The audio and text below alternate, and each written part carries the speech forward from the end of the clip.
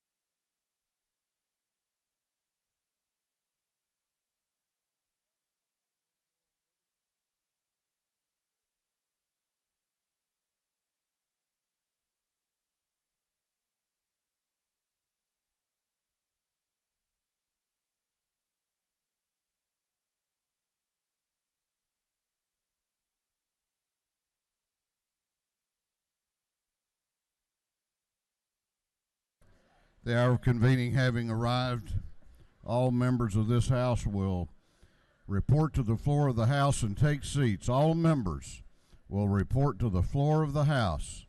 The clerk will ring the bell.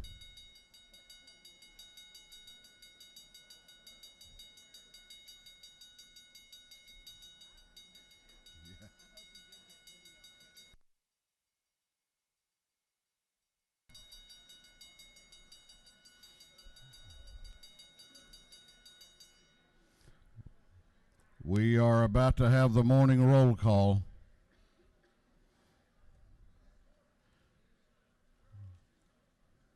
We're going on to morning roll call. All members present in this chamber will vote green to signify their presence, and the clerk will unlock the machines.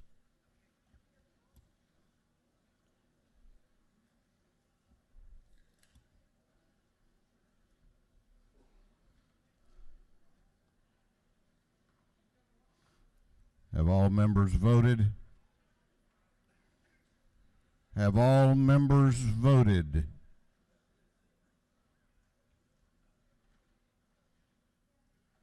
If so, the clerk will lock the machines. Doorkeepers will please close the doors and keep them closed. Well, good morning. If this were a football game, which it is not, this would be halftime. Day 20. Half the session is over. We will begin the second half of the session and our day with scripture reading and prayer by the chaplain, after which we will pledge allegiance to the flag of our country. Our chaplain this morning will be introduced by the gentleman from the 32nd House District, the chairman of the Committee on Public Safety and Homeland Security, Chairman Alan Powell. Chairman Powell. Thank you, Mr. Speaker, and ladies and gentlemen of the House. You know, this is a privilege that I very seldom take part in, and that's bringing the minister of the day. And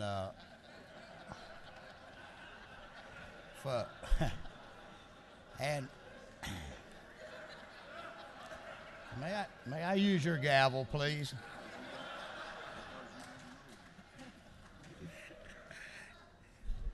That's exactly right, Mr. Speaker. For those of y'all that were here a few years ago, I took great pleasure in bringing my personal minister, Dr. Hugh Kirby, down.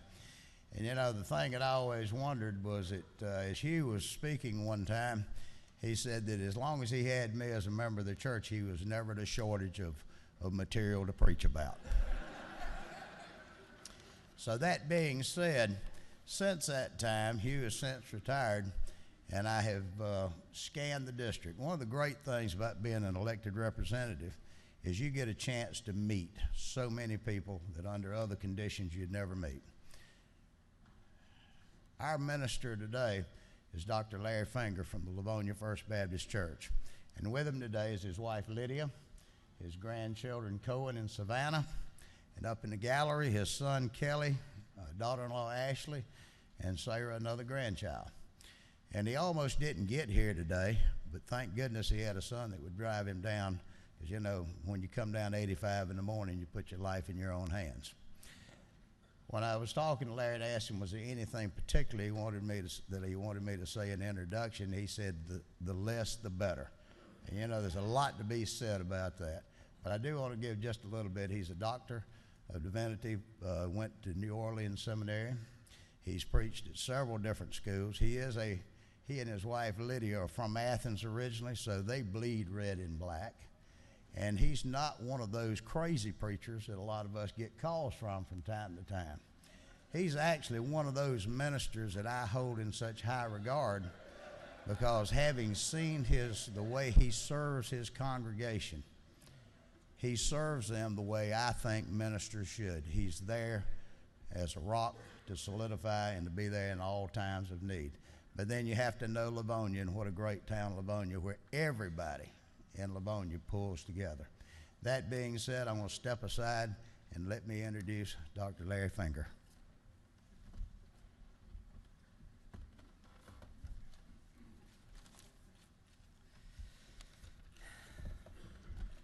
Thank you, Representative Powell and Speaker Ralston, and ladies and gentlemen of the House. I hold it a great privilege and honor to be here with you today. And yes, while I'm not his personal minister, we are good friends, and he's really okay no matter what you think. I have been pastor in Livonia for 22 years, and Livonia is right where I-85 meets South Carolina. I actually live in the Gumlog community, if you've heard of Gumlog. It's on the very edge of Tougaloo State Park, and from my den I can look out the window across Lake Hartwell and see the Palmetto State. On behalf of my fellow Franklin County citizens, I voice a collective thank you to you for the very important job you do and for the diligence with which you do it. I also wish you a happy Fat Tuesday. As Representative Powell said, I actually lived in New Orleans for about 3 years, and my oldest two children in the galley actually lived there. And Fat Tuesday is a big day, and I appreciate the Mardi Gras beads that my grandchildren got. And of course, tomorrow is Ash Wednesday. I wish you a blessed Lenten season ahead. I'll tell you a story about Grandpa. Grandpa was left alone with his little 2-year-old granddaughter. When his wife, Grandma, came back home, she said, "How'd it go?" He said, "Oh, it's been nice. We had a tea party." And she said, "You did? Well, how'd you like the tea?" And she had a smirk on her face. And he, with a smirk back, said, "Well, it wasn't tea, it was water." And she said, "Well, where do you think a 2-year-old will get water?" She said, "I noticed the bathroom door is open and the toilet seat is up." The rule of thumb is a grandpa will do about anything for a granddaughter. I don't know what rule of thumbs you have in your life, but we all have some, and I share with you this morning the greatest rule of thumb in the world, I believe. All of the major religions use this rule. We call it the Golden Rule. Matthew 7:12, Jesus in the Sermon on the Mount said, "So in everything do to others what you would have them do to you, for this sums up the law and the prophets." Yes, we call it the Golden Rule because it's an incredible guide for making decisions.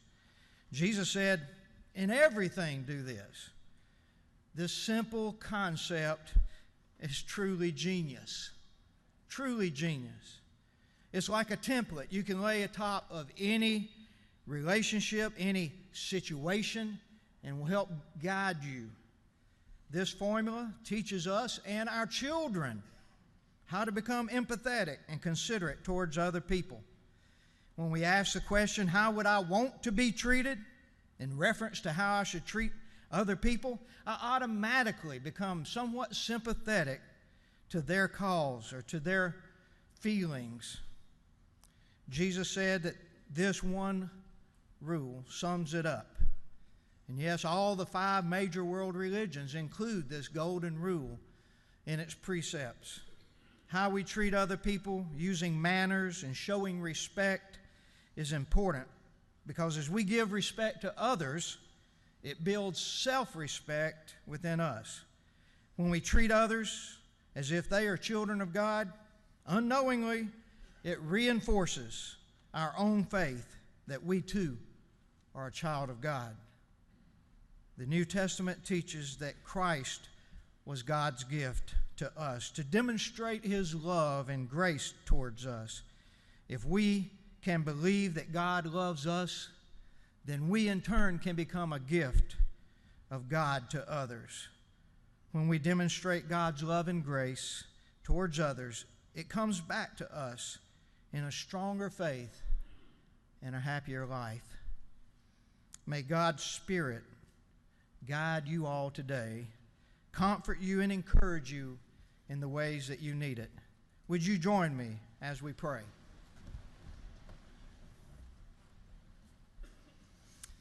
Our Heavenly Father, we thank you for another day of life, another opportunity to live in this, your world, and among these, your people.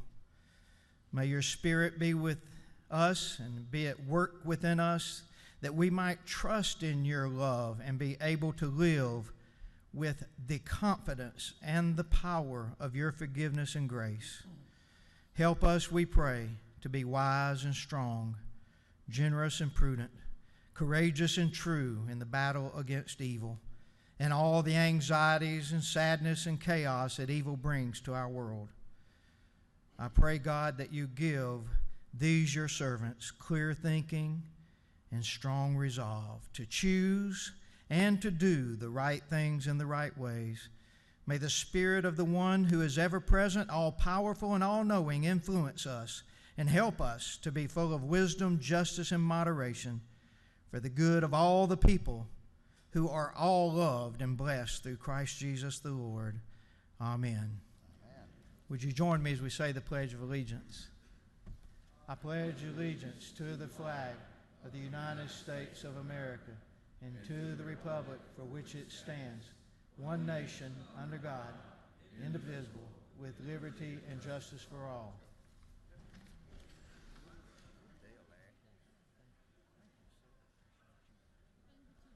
Doorkeepers will unlock the doors.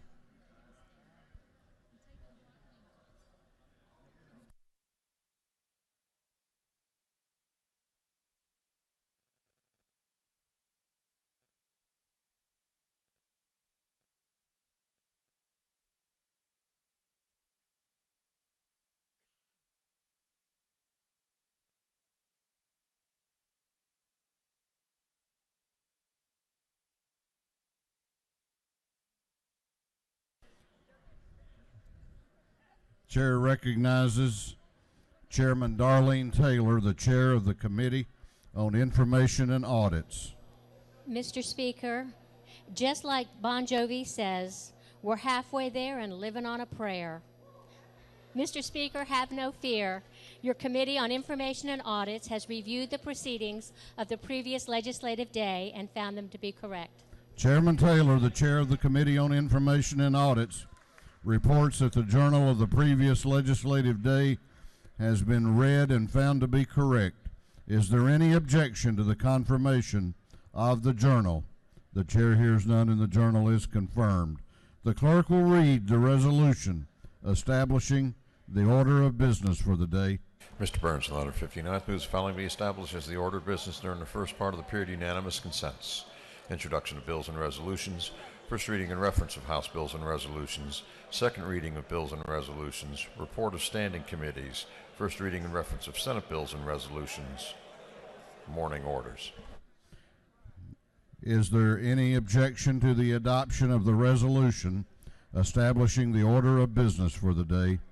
The chair hears none and the resolution is adopted. First reading of bills and resolutions. The clerk will read. House Bill 898 by Representative Powell of the 32nd, Ridley of the 6th, Trammell of the 132nd, Hatchett of the 150th. Bill being titled an act to amend Chapter 2 of Title 4 of the Official Code of Georgia annotated relating to registration and licensing of motor vehicles. Motor vehicles. House Bill 899 by Representative Larikia of the 169th, Hardin of the 148th, Nimmer of the 178th, Morris of the 156th, Donahue of the 30th, and others. Bill being titled an act to amend Chapter 10 of Title 13 and Chapter 91 of Title 36 of the Official Code of Georgia annotated relating to contracts for public works.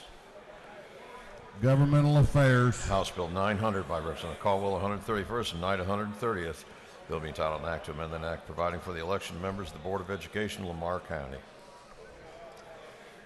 Intergovernmental Coordination. House Bill 901 by Representative Hatchett of the 150th and Parrish of the 158th. Bill being titled an act to amend an act to create and incorporate the City of Adrian.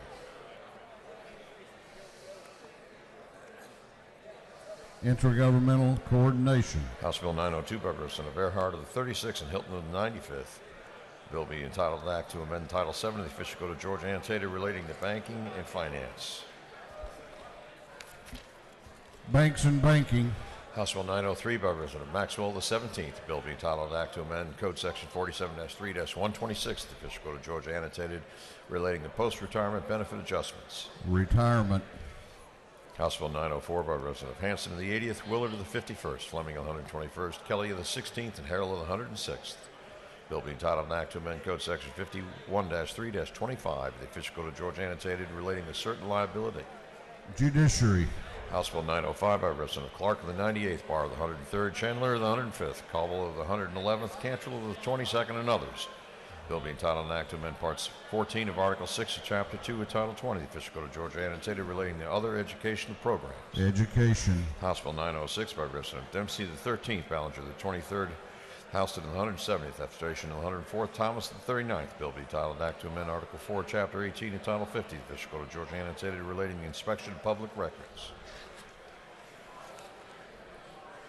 Juvenile justice. House Bill 907 by Representative Fleming of the 121st, Reinders on the 52nd, Brockway of the 102nd. Bill being titled an act to amend Chapter 5 of Title 45 of the official code of Georgia annotated relating to the vacation of office. Governmental affairs. House Bill 908 by Representative Dickey of the 140th, Chandler of the 105th, Epps of the 144th, and Stevens of the 164th. Bill being titled an act to amend Chapter 2 of Title 20 of the official code of Georgia annotated relating to elementary and secondary education. Education.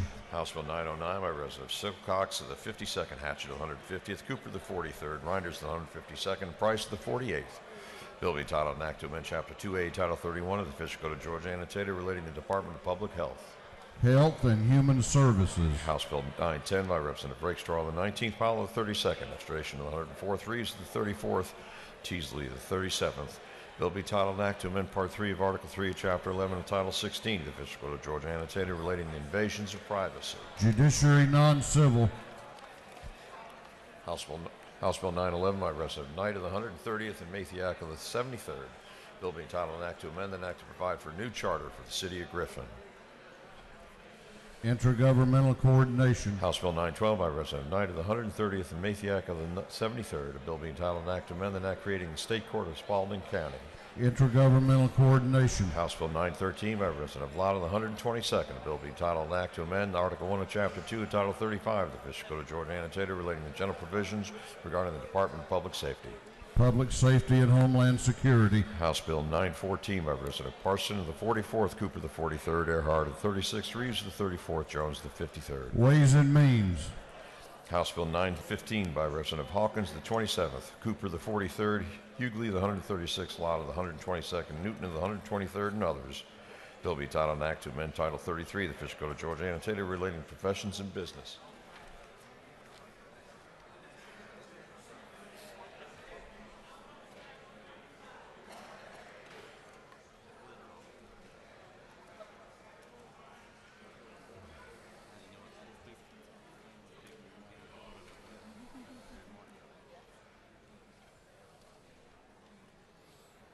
Regulated Industries. House Bill 916 by Representative Wallace of the 119th, Gonzalez of the 117th, Park of the 101st, Schofield of the 60th, Henson of the 86th, and others.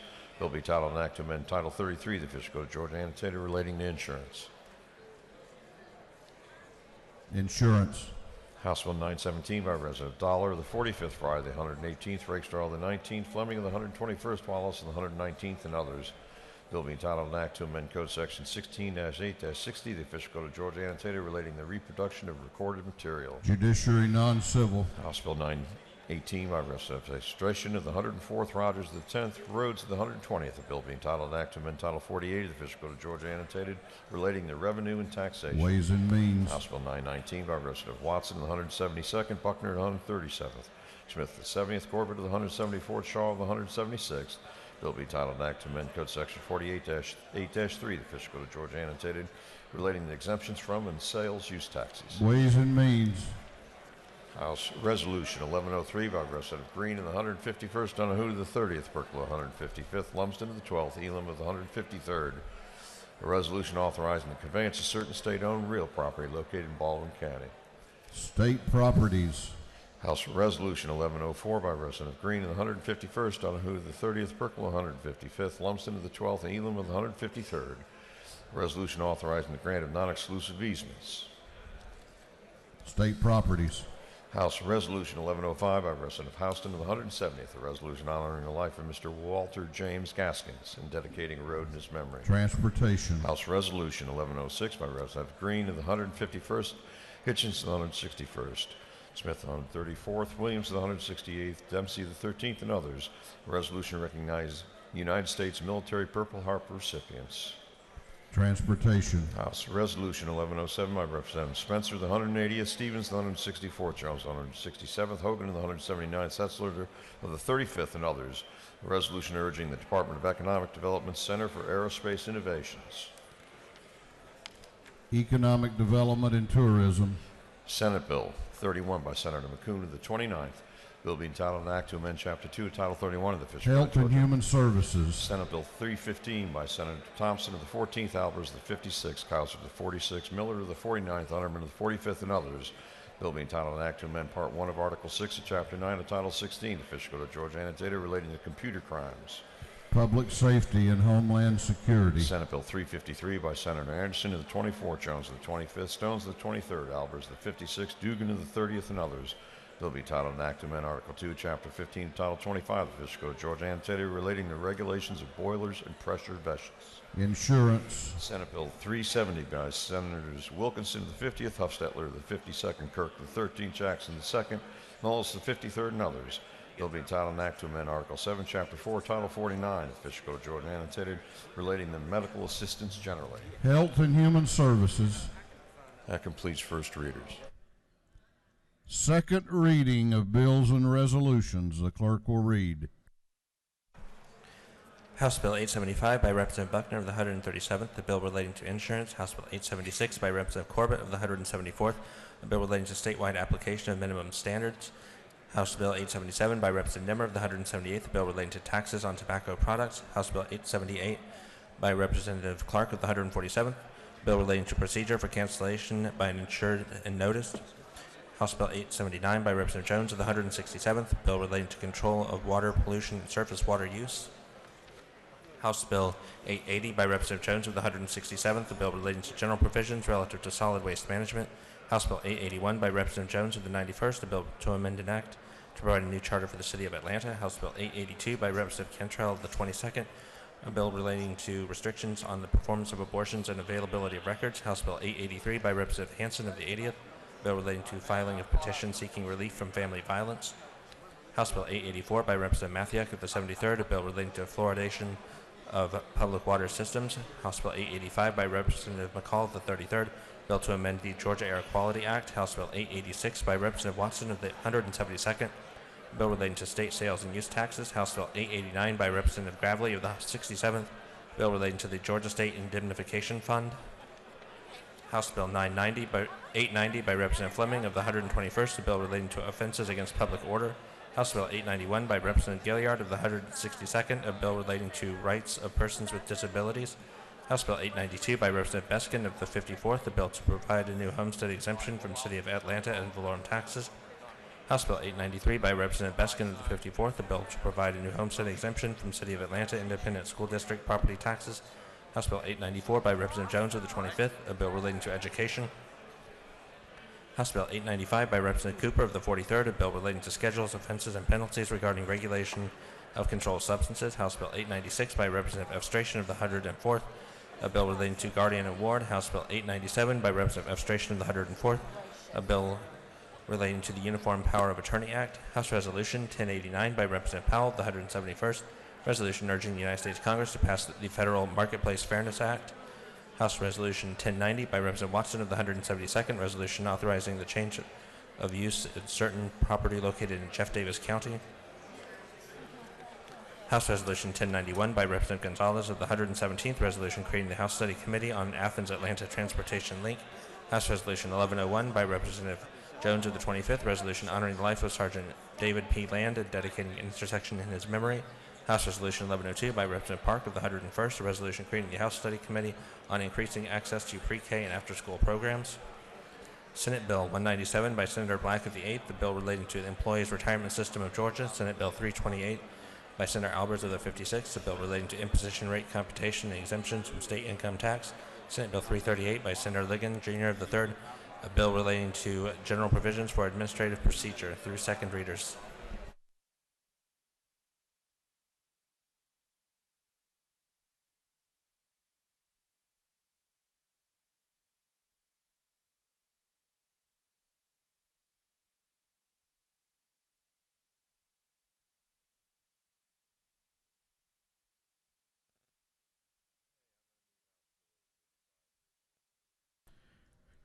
Reports of standing committees. The clerk will read. Representative Timothy Barr, the 103rd District Chairman on the Committee on Code Revision, submitted the following report. Mr. Speaker, your Committee on Code Revision has had under consideration the following bills in the House. It has instructed me to report the same back to the House with the following recommendations. House Bill 783 due pass by committee substitute. Respectfully submitted, Representative Timothy Barr, Chairman. Representative Alan Powell, 32nd District Chairman of the Committee on Public Safety and Homeland Security, submitted the following report. Mr. Speaker, your Committee on Public Safety and Homeland Security has had under consideration the following bills of the House. It has instructed me to report the same back to the House with the following recommendations. House Bill 855 due pass by committee substitute. House Bill 856 due pass. Respectfully submitted, Representative Alan Powell, 32nd District, Chairman.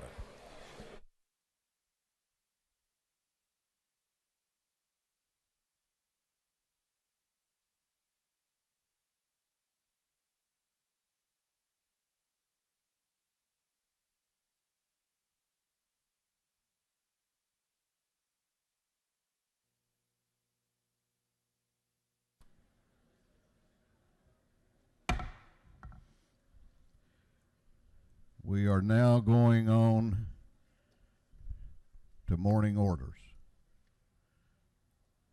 Let me just sort of give you what we used to say in the mountains is the lay of the land.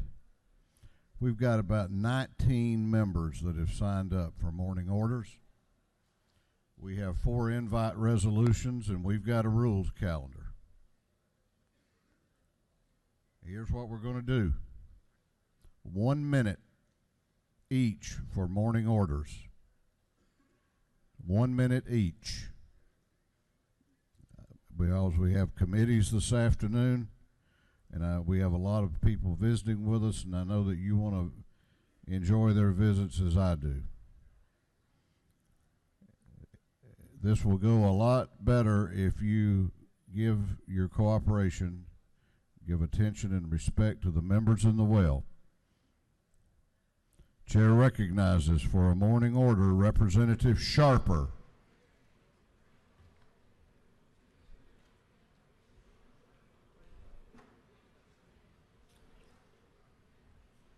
And the other part of that is, if you have a morning order, it might be good to be on the floor when I recognize you. Chair recognizes for a morning order Representative Sheila Jones.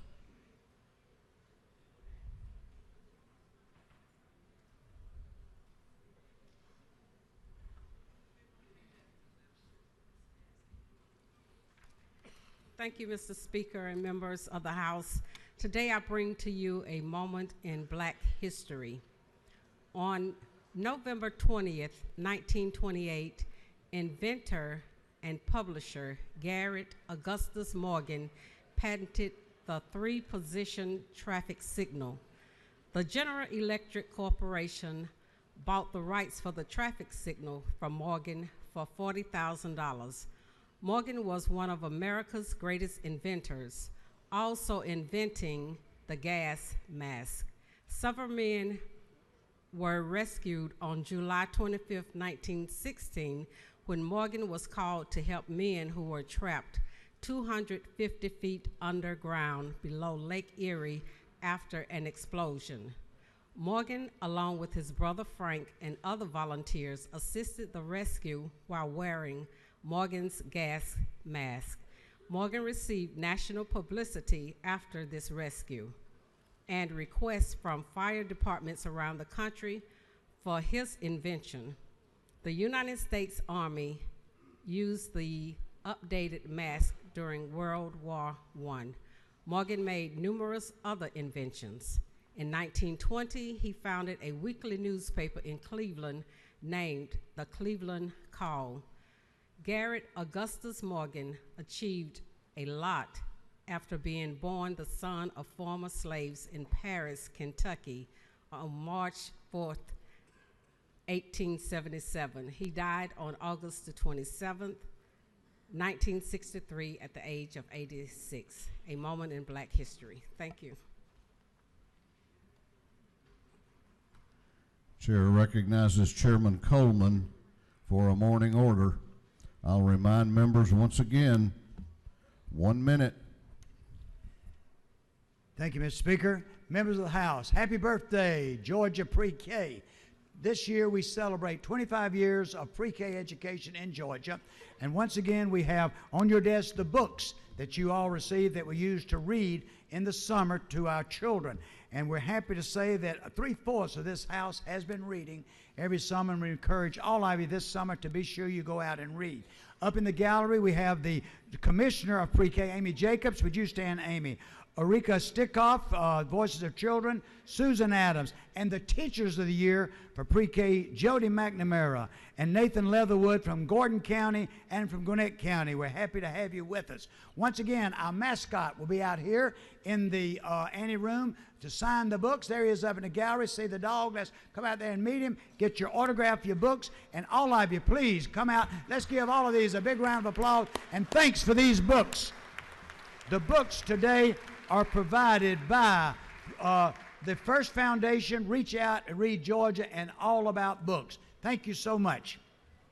Chair recognizes Representative Burnow for a morning order.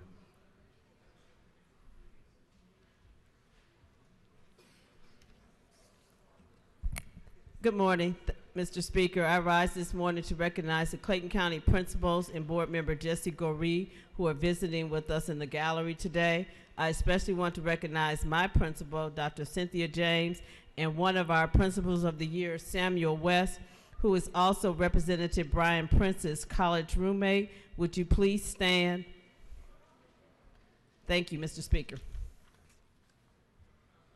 Chair recognizes Representative Stovall for a morning order.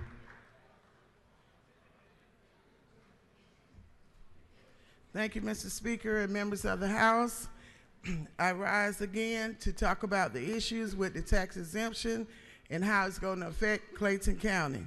Delta and those airlines enjoy benefit.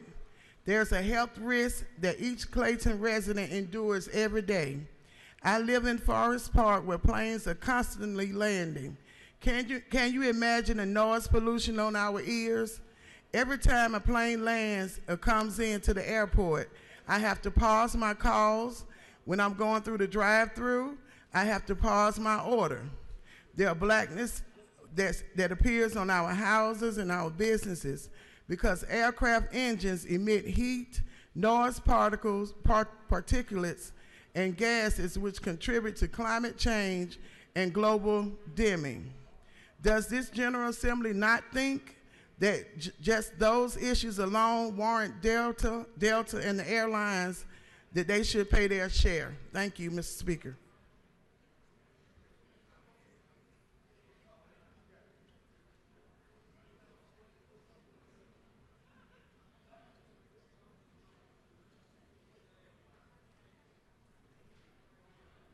Chair recognizes for a morning order Chairman Reinders, Representative Gravely, and Representative Fleming.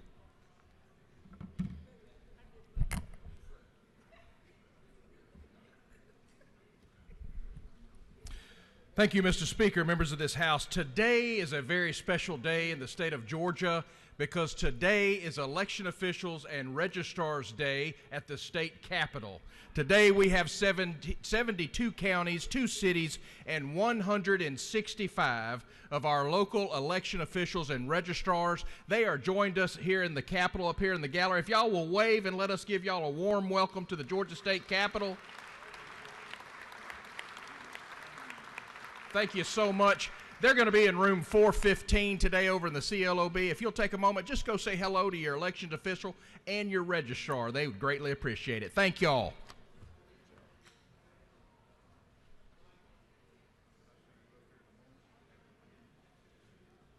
Chair recognizes for a morning order Representative Frazier and members of the Augusta-Richmond County delegation.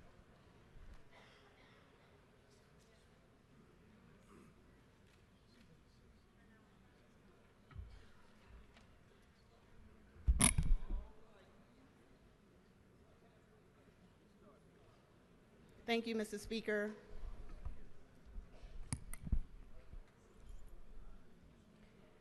Augusta-Richmond County delegation members stand here today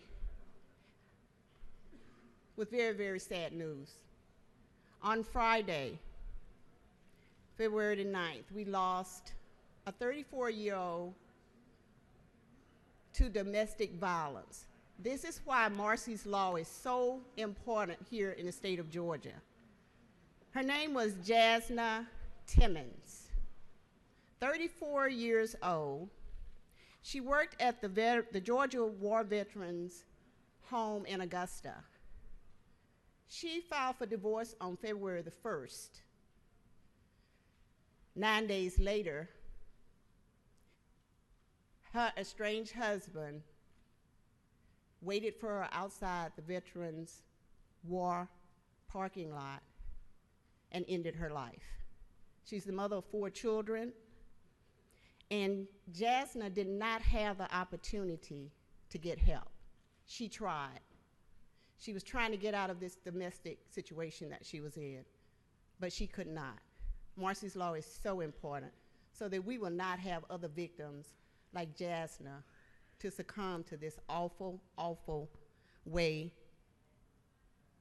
And I'm just deeply hurt because she did not get the help that she sought after. So I'm asking you right now to think about her and her 4 children as we have a moment of silence to mourn this loss through domestic violence.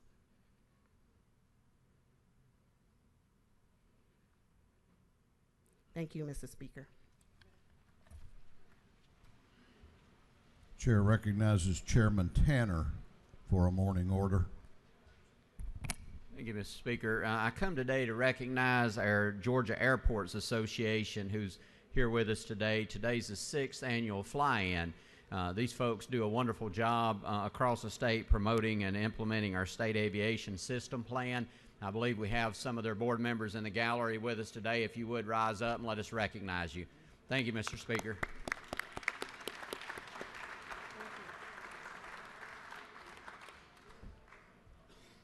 Chair recognizes for a morning order Chairman Dempsey, Chairman Lumsden, and the Majority Caucus Whip, Representative Coomer.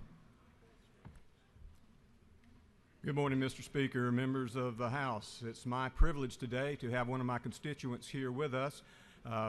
Daniel Dunnigan has been named as the 2017 Outstanding Georgia Logger of the Year. Daniel, you're in the gallery. Would you please stand and be recognized, if you would?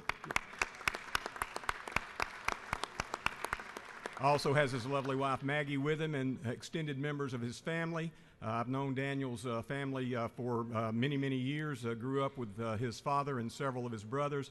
They have an outstanding reputation and a long history in a business that's very important to the state of Georgia. All of us know how important the logging industry is to this state, and to be named and designated in this way is indeed a great honor. So just wanted to recognize him, and thank you, Mr. Speaker. Chair recognizes Representative Rick Williams for a morning order. Thank you, Mr. Speaker. Ladies and gentlemen of the House, I know some voter registrars were recognized just a few minutes ago, but a lot of you don't know I served 16 years as Chief Registrar of Baldwin County. And I'd like to recognize the lady that worked with me, Liz Rogers, as my Chief Deputy Registrar and took over when I resigned to run for the representative seat. And if you'll give Liz Rogers a warm welcome. She's a very hard worker. Thank you. Thank you, Mr. Speaker. Chair recognizes for a morning order Representative Al Williams, Representative Hogan, Representative McGowan, the Chairman and Dean of this House, Chairman Smyrie, and the Minority Caucus Whip, Representative Hughley.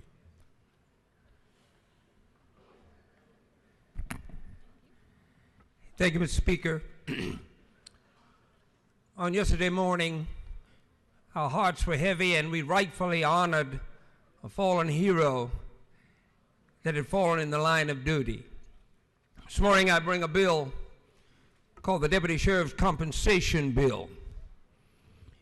This bill will assure that deputy sheriffs all over Georgia are recognized for the work they do, and the fact that many of them went out last night on duty and some went out this morning not knowing whether they would return or not. Some of our deputy sheriffs make as little as $10 an hour. That's not good. Georgia's bigger than that. This bill hopefully begins to answer that terrible scourge upon our state. I will have this bill and the resolution that accompanies it at my desk. I wish those of you that know what I'm talking about would come and support it. Those of you that don't have that problem in your county, let's ask you if you would come and join with us too. Thank you, Mr. Speaker, and I leave the well. Chair recognizes Representative Mac Jackson for a morning order. Thank you, Mr. Speaker. Today I rise to recognize two classes from Sandersville, Washington County High School with Ms. Carter in her FCCLA class, and Brentwood 4th grade class with Ms. Shara. Won't you rise so that we can recognize you today? Won't you help me to give them a warm welcome to the state capitol? Thank you, Mr. Speaker. Chair recognizes Representative Bentley, Dean Smyrie, Representative Prince, and Representative Stovall for a morning order. Good morning, Mr. Speaker and colleagues, and today is a very special day in the state of Georgia because it is the Fort Valley State University Day at the state capitol. And I'm going to now yield to the chairman, Calvin Smyrie. We're just delighted to have all of our Fort Valley family here today. And Mr. Speaker, we want to thank you all for the support that's provided Fort Valley State University and all of our other higher ed institutions. And on your desk is some goat soap that is presented by Representative Bentley and the rest of us. So we hope that you will enjoy that. So with that, Mr. Speaker, we will yield the will and thank you for recognizing Fort Valley State University today. Thank you.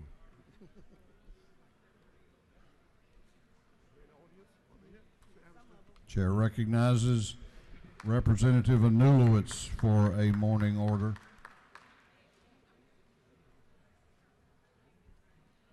Thank you so much, Mr. Speaker. Everyone, you might have noticed some Mardi Gras beads on your desk today. As the Pastor Finger mentioned, it is Tuesday here in Georgia, but it is Mardi Gras in much of the world, including New Orleans, where I'm from. And, Mr. Speaker, I have a special pair of beads here for you. You might not want these with the gator. And you're right, I don't. Probably not the ones. Next question. With the tiger. There's some with the tiger.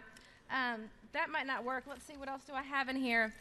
These, maybe not. I'll wear these little black and gold ones. Those work for me. But perhaps you might like these red and black ones. Much better. Thank you. Excellent. Thank you. And there's a non sequitur. I can't find the right segue here, but you've also received a letter today from several representatives from from Georgia Women and those who stand with us, and that is about a bill that Representatives Buckner and Representative Hughley are co-sponsoring. It will make feminine products tax exempt, and I do encourage you to read this letter, and I appreciate your time. Thank you. Chair recognizes Chairman Nimmer for a morning order. Thank you, Mr. Speaker, ladies and gentlemen of the House. If you'll notice on your desk, there's a small gift and an invitation from the Georgia Forestry Association.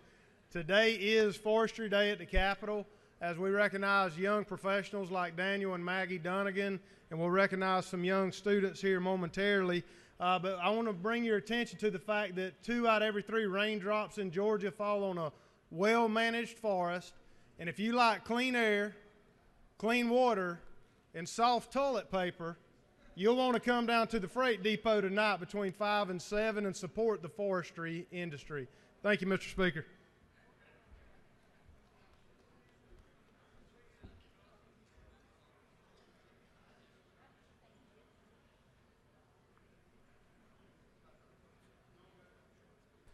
Chair recognizes Representative Sharper for a morning order. Thank you, Speaker. As you know, today is Emergency Medical Services Recognition Day in the state of Georgia. And while I'm thinking about it tonight, we want everybody to meet us at the depot at 5 o'clock for a great reception and awards program. If you don't mind, we have some students as well as some EMTs and paramedics with us today. If y'all don't mind, y'all let's stand, let's recognize them. My EMS director is here. I've been in EMS 29 years, and I've been working as a paramedic for those that didn't know that. And we're going to also read more of this proclamation tonight in respect of time for today. Thank y'all so much. Chair recognizes Representative Wynn to introduce the Doctor of the Day.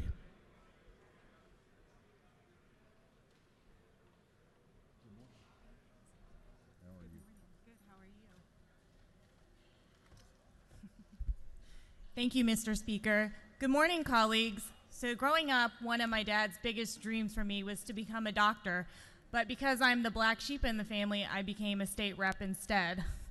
So the next best thing is for me to introduce our Doctor of the Day. So with great honor, I want to introduce Dr. Catherine Bonk.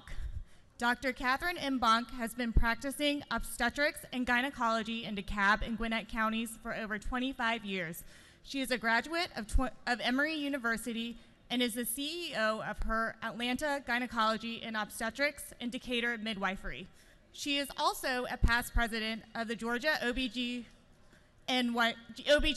Society, a member of the board of directors at DeKalb Medical, and chair of the quality committee there. She has been an Atlanta Magazine top doc for many years and is a graduate of Leadership DeKalb. Welcome, Dr. Bonk.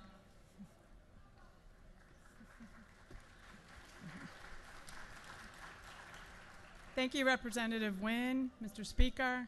I'd like to thank you all on behalf of the Medical Association of Georgia and the Georgia OBGYN Society for the opportunity to be here today. We are all so grateful for your work on behalf of the women of Georgia and their families and the providers that care for them. And I want to give a big shout out to the EMS people that are here today. It's really nice to be the Doctor of the Day when the EMS is just outside the door. So, and my son is a Grady paramedic, so I really applaud y'all's work. I believe that good health starts at home, and I know that during the session you don't go home, so today we're going to start good health at work. To that end, I want to share with you my Kathy Bonk 3 rules for healthful living. These are half rules. The first 2 are easy. The second is kind of hard, or the third is kind of hard. When you order a meal in a restaurant, order the to-go box at the same time and put half your food in the box. You can't eat it on the way home, but you eat it tomorrow morning. The second healthful thing, well, it's Fat Tuesday, so you can't start this today. When drinking alcohol, cut your drink in half by putting ice or water in the drink. That is a lot of calories. Do the math. You can start that after the session ends.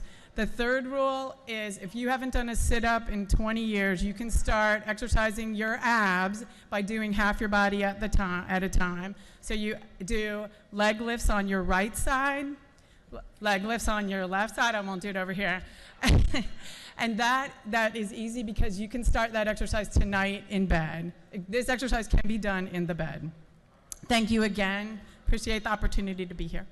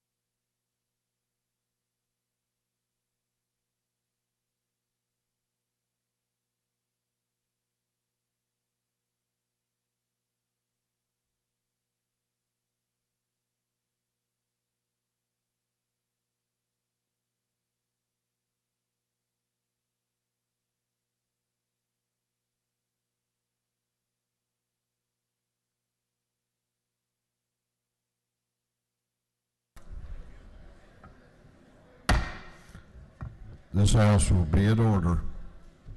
House will come to order. The clerk will read the caption to House Resolution 1086.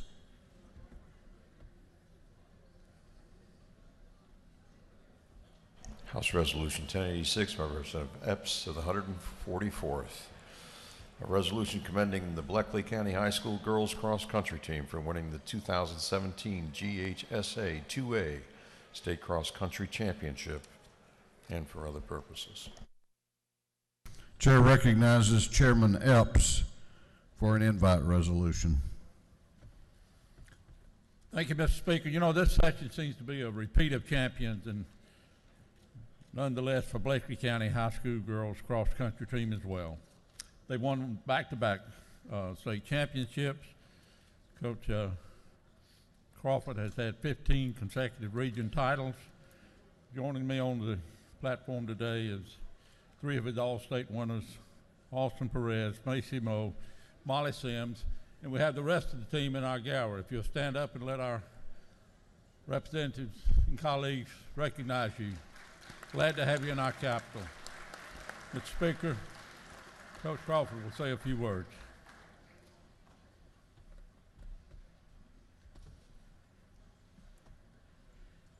Just like to say on behalf of Bleckley County, we are honored to be here once again. It's our privilege. Thank you, Representative Epps, for having us back. And just like being here, winning's the same way. It never gets old, and we appreciate you letting us come back, and we hope to make it back here again next year. Thank you very much.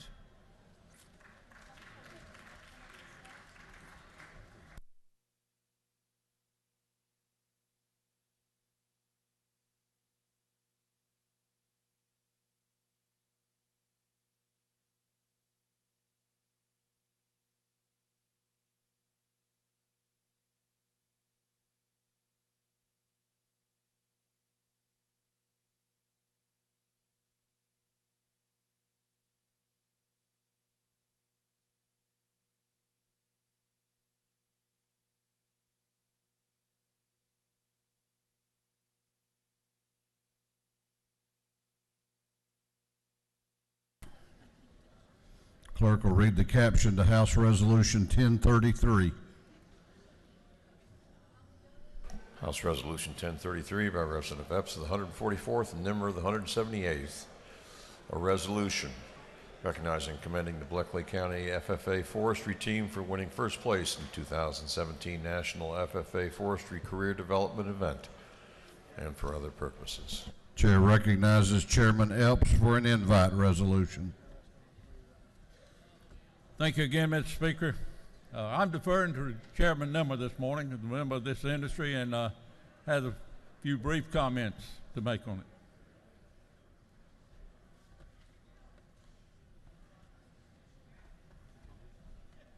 Yes, sir. Thank you, Chairman Epps, Mr. Speaker, ladies and gentlemen of the House. I just want to come up and really pay a high tribute to these young students from the state of Georgia that represented our state as a national competition and brought home a national title in this state's leading industry. And to make a few comments about the team is Tucker Jenkins. He is the state president of FFA and one of the leaders on their forestry team. I just want to say that I'm honored to be here today on it's State Forestry Day here at the state capitol, and I just want to give my thanks to Chairman Nimmer and Chairman Epps for just allowing us to be here today. And I just want to thank my principal, my superintendent, my advisors, and just everyone that has given me and my team the support necessary for us to go to Indianapolis and win the National Forestry Competition.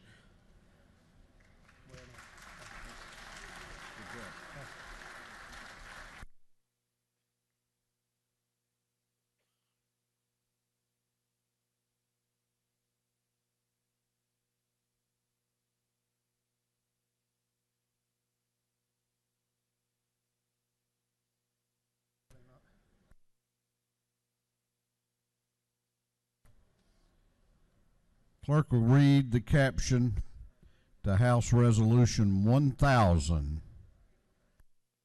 House Resolution 1000 by Representative Fry of the 118th, Wallace of the 119th, and Gonzalez of the 117th. A resolution recognizing family and consumer sciences and for other purposes.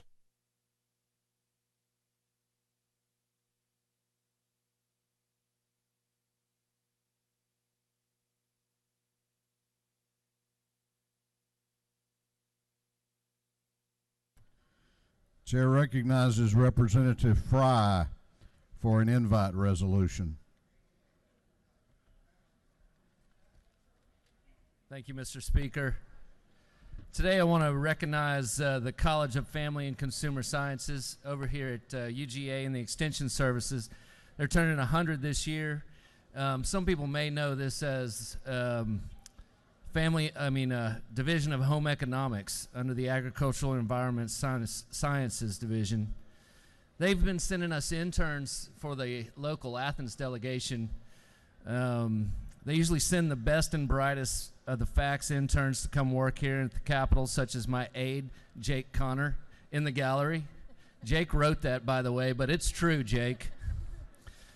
And they graduate a lot of leaders across the state, and I want to give them a couple seconds to say a few words. This is Megan Palmer, and she's the 2016 National Teacher of the Year, and she is a product of the Family and Consumer Sciences College at UGA. Thank you so much for supporting Family and Consumer Sciences. And at Family and Consumer Sciences Day at the Capitol, there are lots of professionals from the Extension Service, from the secondary and post-secondary education, students with the leadership, the CTSO, the student organization FCCLA, and we are so grateful for the opportunity to show you what we can do. Thank you so much.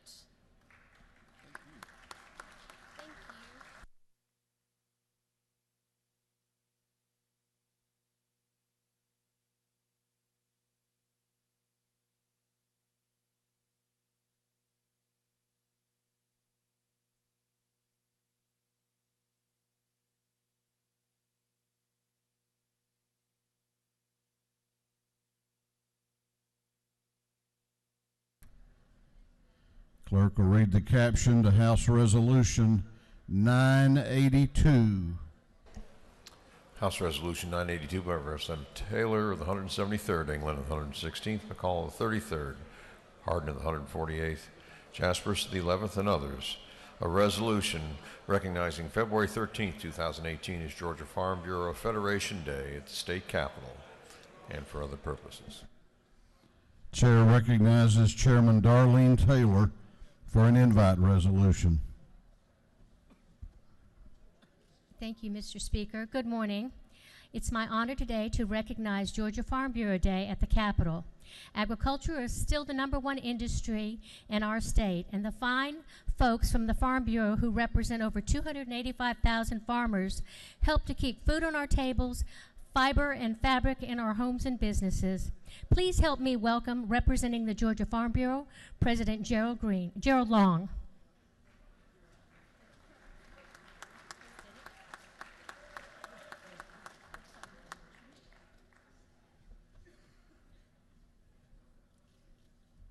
Thank you, Mr. Speaker. Representative Taylor, thank you for today for recognizing Georgia Farm Bureau at the Capitol, February the 13th of 2018. It's an honor and a privilege to be here with y'all to tell y'all how much we appreciate what y'all do. As Representative Taylor stated, we have 158 county offices, so we're in every state in Georgia practically.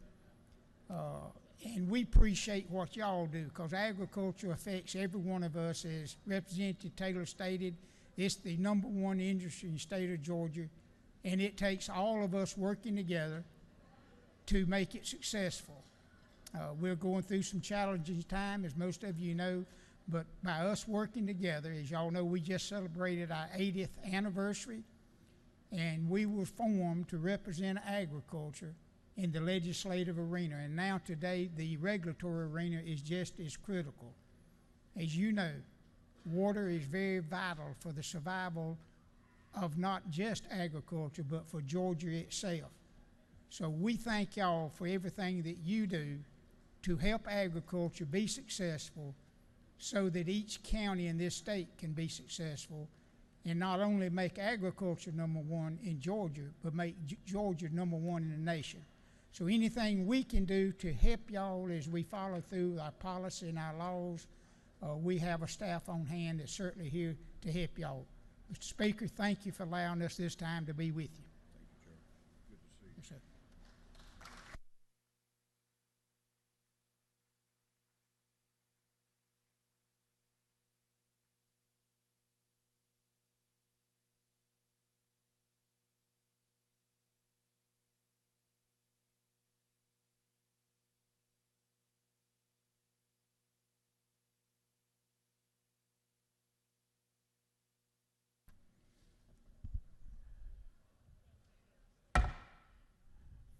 We are going on to the rules calendar. Going on to the rules calendar. Clerk will read the caption to House Bill 665.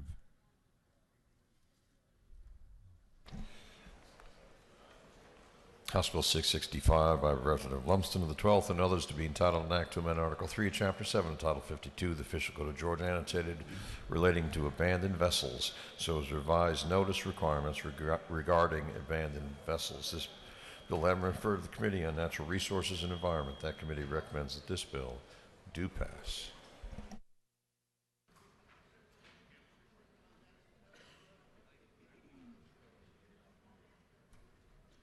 Chair recognizes Chairman Lumsden to present the bill. Good morning, Mr. Speaker, members of the House. I bring to you House Bill 665, which comes as a request from the Georgia Bureau of Investigation.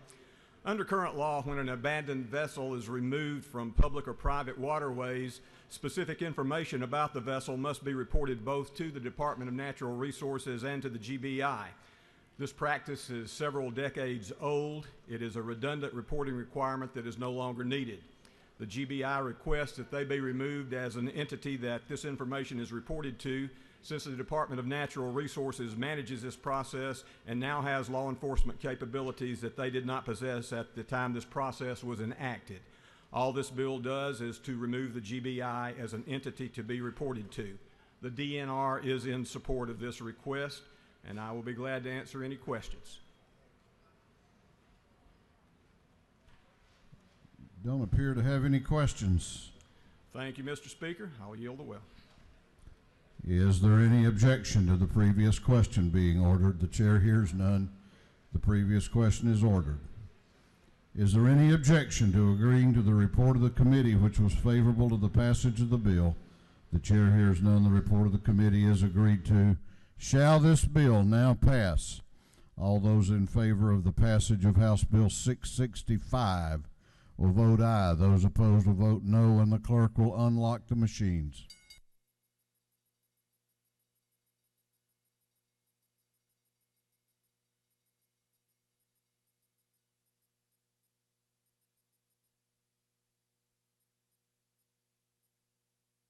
Have all members voted? Have all members voted? If so, the clerk will lock the machine on the passage of the bill. The ayes are 162, the nays are 0. This bill, having received the requisite constitutional majority, is therefore passed. Chair wants to recognize on the floor of the House a former member of this body, former State Representative Rick Austin.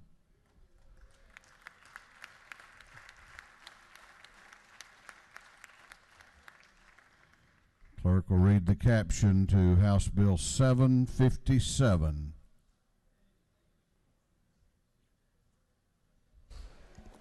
House Bill 757 by Representative Powell of the 32nd and others to be entitled an act to amend Chapter 60 of Title 36 of the Official Code of Georgia, annotated relating the general provisions applicable to counties and municipal corporations so as to provide for the regulatory powers of cities and counties with certificate of public necessity and convenience or medallion programs.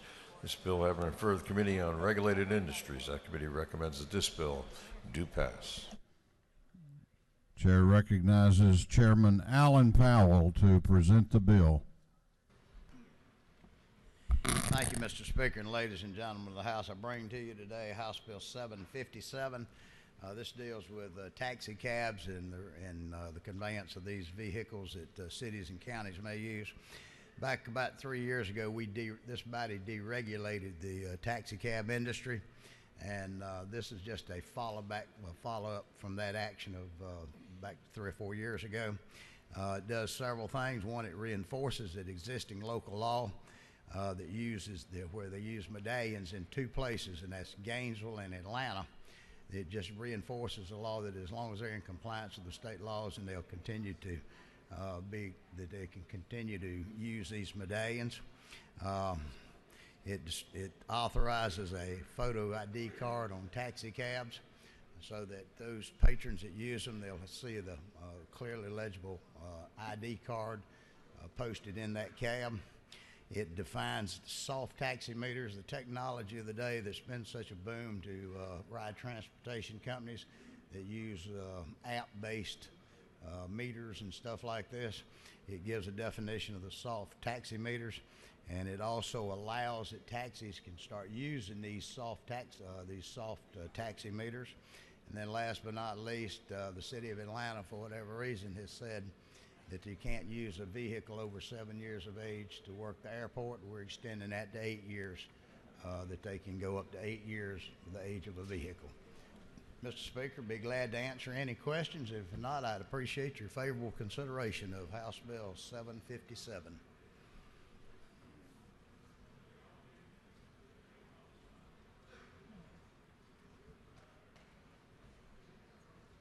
You do not have any questions.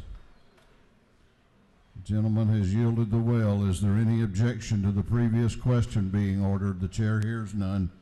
The previous question is ordered. Is there any objection to agreeing to the report of the committee, which was favorable to the passage of the bill? The chair hears none. The report of the committee is agreed to. Shall this bill now pass? All those in favor of the passage of House Bill 757 will vote aye. Those opposed will vote no, and the clerk will unlock the machines.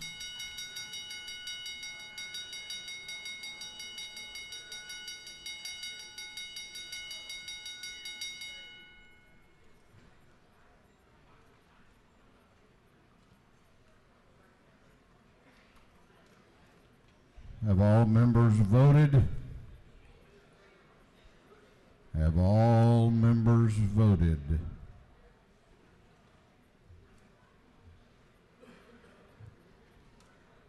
If so, the clerk will lock the machines. On the passage of House Bill 757, the ayes are 150, the nays are 15. This bill, having received the requisite constitutional majority, is therefore passed. Clerk will read the caption to House Bill 654.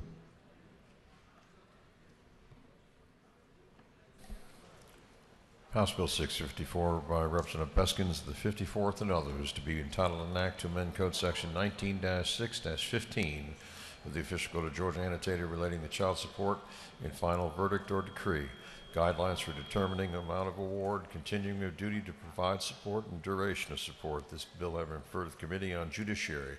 That committee recommends that this bill do pass. Chair recognizes Representative Beskin to present the bill.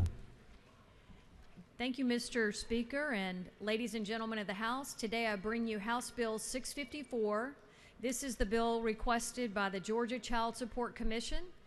This makes it allowable but not required for a court to enter multiple child support orders when it's expected that the number of children for whom support is being paid will change within the next 2 years.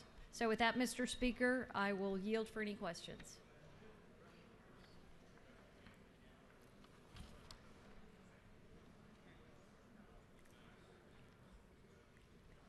You do not have any questions. Thank you, Mr. Speaker. Is there any objection to the previous question being ordered? The chair hears none. The previous question is ordered. Is there any objection to agreeing to the report of the committee, which was favorable to the passage of the bill? The chair hears none. The report of the committee is agreed to. Shall this bill now pass? All those in favor of the passage of House Bill 654 will vote aye. Those opposed will vote no, and the clerk will unlock the machines.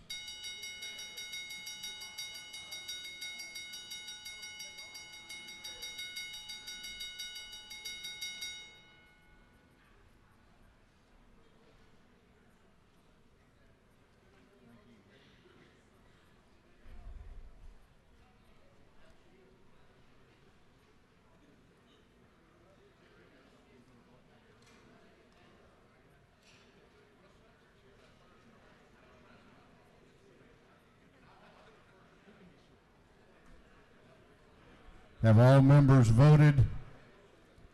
Have all members voted? If so, the clerk will lock the machine. On the passage of House Bill 654, the ayes are 170, the nays are 0. This bill, having received the requisite constitutional majority, is therefore passed. Clerk will read the caption to House Bill 79. House Bill 79 by Representative Peasel, the 133rd, and others, to be entitled an act to amend Chapter 1 of Title 35 of the Official Code of Georgia, annotated, relating to general provisions regarding law enforcement officers and agencies, so as to prohibit law enforcement from retaining license plate data obtained from automated license plate recognition systems. This bill has been referred to the Committee on Public Safety and Homeland Security. That committee recommends that this bill do pass. Chair recognizes Representative Peasel to present the bill. Thank you, Mr. Speaker. Ladies and gentlemen, if you have driven past a law enforcement vehicle recently, you'll notice what looks like a bevy of cameras on the hood and the trunk of the vehicle. This is actually an automated license plate reader system, and it's an amazing tool for law enforcement. So what it does is, instead of an officer having to sit on the side of the road and write down tag numbers and cross-check, it does all that legwork for them. And I actually had the privilege to do a ride-along with the Harris County Sheriff's Department a few years ago, and it's great when there is a match of a tag with something with outstanding warrants. There's an audible siren that goes off in the vehicle, which tells the officer that they need to perform a routine traffic stop. House Bill 79 deals with the data obtained using these license plate recognition systems. So currently there is no limit to how long that data can be retained. This simply puts a 30-month limit on how long that data can be kept, unless you are the subject of an ongoing investigation. If you're familiar, a similar bill passed 2 years ago that actually had the limit at 12 months. Between then and now, we've passed body camera legislation that set that limit at 30 months. So we moved it from 12 months to 30 months to keep that matching each other. The other thing this bill does is makes this data exempt from open records request. Mr. Speaker, that is the bill, and I will yield for any questions if there are any. You do have a question. I will yield. A couple of questions. Chair recognizes the Majority Caucus Whip, Representative Coomer, to your right for a question. Thank you, Mr. Speaker. Gentleman yield? Sure. As one serious question. You said that you did a ride-along with law enforcement. Yes. I just wanted to know, was that in the front seat or the back seat of the car? I will let every member make that determination for his or herself. I will yield for further if there are. You have one more question if you yield. Sure. Chair recognizes Representative Stovall to your left for a question. Does the gentleman yield? Yes, ma'am. What type of training will be required for the officers using this device? Because I know when they're having to use the radar, there's a certain amount of training they have to go through, certification that they have to hold for a certain amount of time. Yes, so there's currently, this doesn't change the training that is required of the officers using the system. This only pertains to the data obtained using the system. Thank you. No further question. Well, you do have another question, if you care to yield. I will yield. Chair recognizes Representative Gertler to your left for a question. The gentleman yield. I'm not certain that I want to, but I guess I will anyway. Is it not true that this bill adds extra protections for the privacy of all Georgians? That is correct. It's a great bill. Thank you. Mr. Speaker, I will yield the well.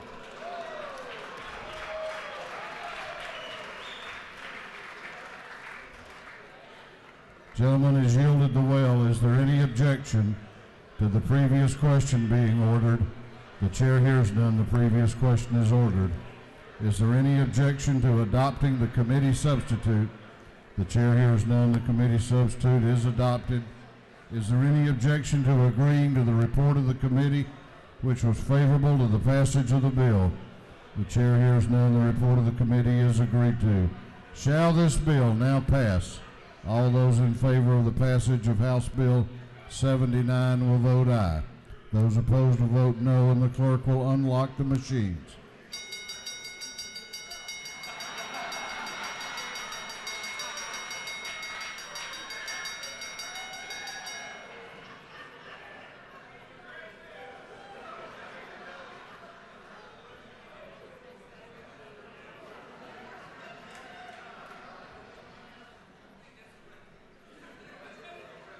Have all members voted? Have all members voted? If so, the clerk will lock the machines on the passage of House Bill 169. The ayes are 169, the nays are 2. This bill, having received the requisite constitutional majority, is therefore passed. Clerk will read the caption to House Bill 751.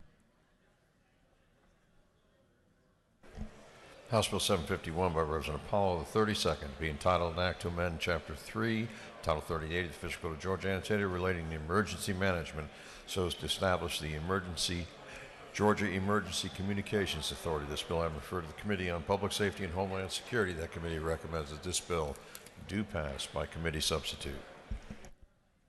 Chair recognizes Chairman Allen Powell to present the bill.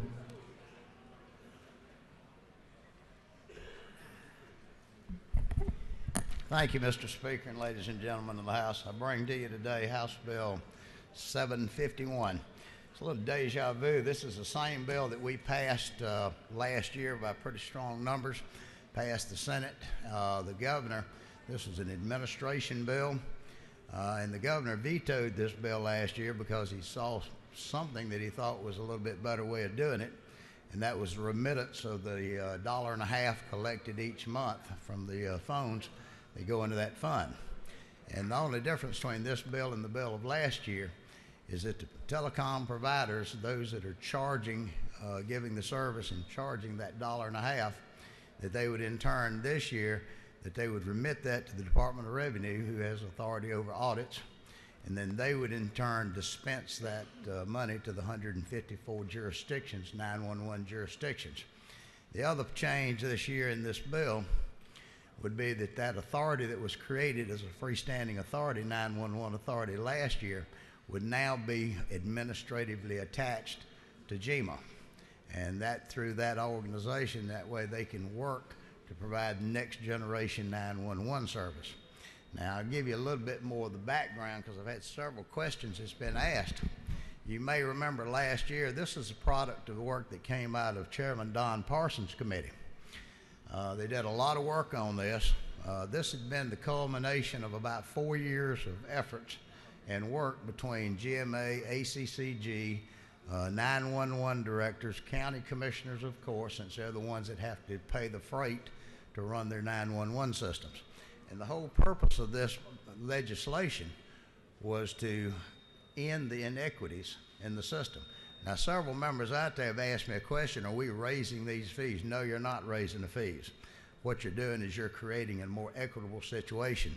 The 911 laws that had been passed goes back 40 years or plus, has been a patchwork of laws. The one phone that I can think of that you'll be, that they'll be creating equity are these throwaway phones that you buy at a Walmart, and some of these, they call them burn phones. Al Williams knows more about a burn phone than I do, and he can tell you about that if you have any question. But these burn phones, originally, they were billed on 2-week cycles, and they were paying 75 cents instead of the $1.50 a month. And because of that, some of these were falling, a lot of these were falling out of the cracks because they don't even do burn phone at 2 weeks now. They're all set up on 30-day cycles. So what it does, it brings these type of phones into the same cycle with the others. One of the other areas of interest to me was technology is an interesting thing. How quick it changes and how quick the best laid plans of legislative law can go by the wayside and be obsolete. One of those was voice overrides. These were the folks that you might have seen at some point where they sell companies like Blackjack and some of these type of companies, and it's cheaper for them to operate because they're providing you cellular service over computer lines. These never were even taken into consideration, and because of that, a lot of the revenues that have been supporting 911 centers has basically dropped over the years. So what we're doing in this bill, and what this bill does, it creates equity, and it goes straight across the board that a phone, whether you're a cell phone or a hard line, which most hard lines are becoming obsolete, quite frankly, but what it does, this is the mechanism that we fund the 911.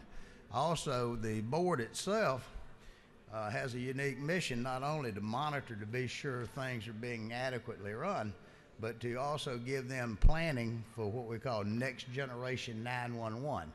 One of the members, I was very grateful, he came up and asked me the question a while ago about law enforcement. When or at what point were we going to have a system so that law enforcement can communicate across jurisdictional boundaries? Hopefully what we're looking at is in the long-term next generation planning. That's what this bill will do. This is actually planning for 911. I can't think of anything in this day and time that's probably more important than adequate 911 services. In areas around the state where you see medical hospitals that are closing, where you see the changing in all the infrastructure and the dynamics, there's one thing that will always remain true, that if there's a case of an accident or an emergency medical situation or a law enforcement mandated situation, people are going to have to get in touch with someone. And 911, and I don't think anyone has got any disagreements about the importance of a 911 system. What we're doing is this bill basically is upgrading and is creating that to eliminate the inequities in the current funding system, and it's bringing it up to the new day. Mr. Speaker, I'll be more than glad to answer any questions.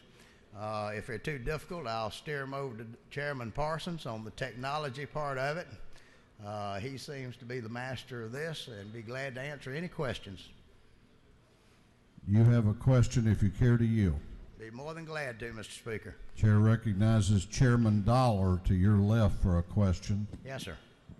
Gentleman yield? Yes, sir. I meant to get with you before the bill was called. Do you recall the original bill number, the one that the governor vetoed? Came out of your subcommittee last year, so I'm sorry I don't remember the. Normally, when I pass a bill, I usually try to forget it the next year. Thank you.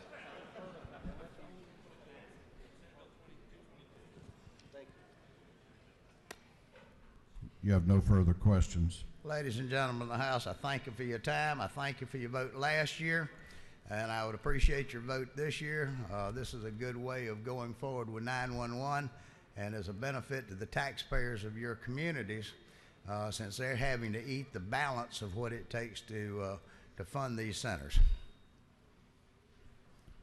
All right, we have an amendment, and we have a member that wishes to be heard on the amendment. So what I'm going to do is ask the clerk to read the amendment.